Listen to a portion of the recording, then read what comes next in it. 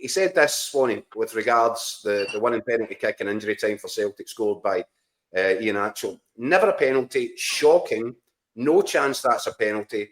Ball deflected off the Kilmarnock player's foot onto the handball, shocking.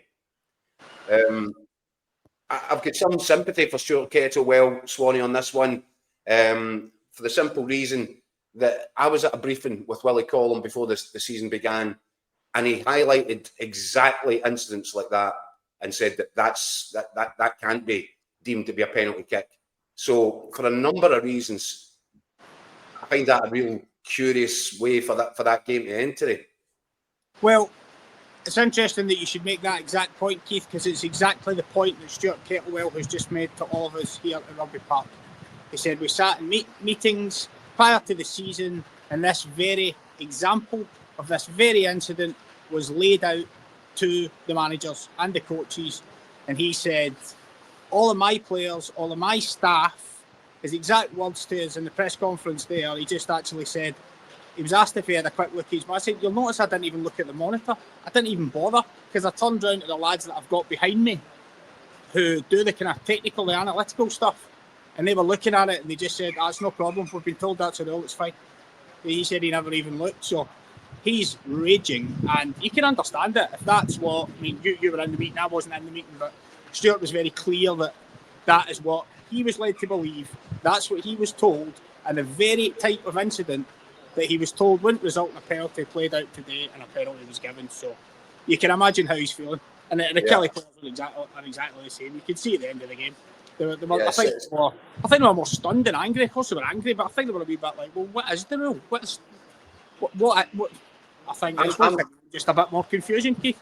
Where I'm with Stuart Kettlewell is I'm confused as to why we bothered having a briefing with Willie Collum and the guys for them to specifically kind of highlight and show video packages of moments exactly like that and say that will never be a penalty kick. In fact, one of them they pointed out was the Ross County penalty at Dundee towards the end of last season. Remember the header onto the hand? Yeah. Which I think is a really similar moment. And Willie Collum went to great length to say penalties like that will not be given this season. So I think John Beaton might have a bit of explaining to do to his superiors, not for the first time.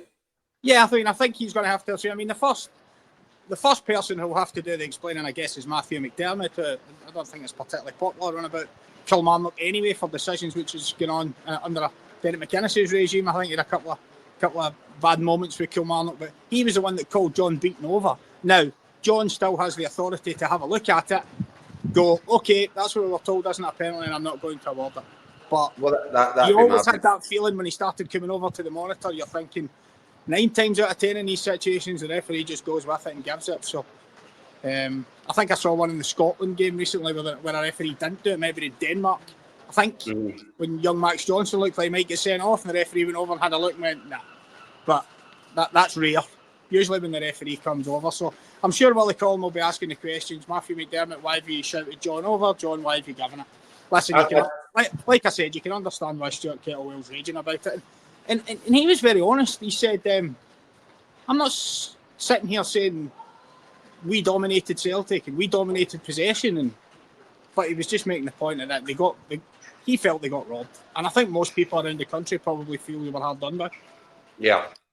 I think you've struck an important point with that one, Swanee, in terms of there has to be a protocol.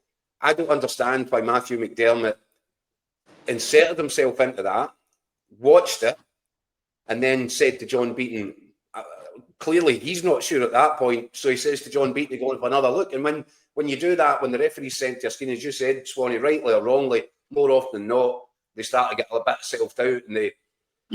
But John Beaton saw it perfectly. The ball deflected up off Robbie Dees, hit Lewis Mayo in the hand. And I think there was a lot of talk about Lewis Mayo's hand being in an unnatural position, because I think there was an SFA briefing come out shortly after the final whistle mentioning that.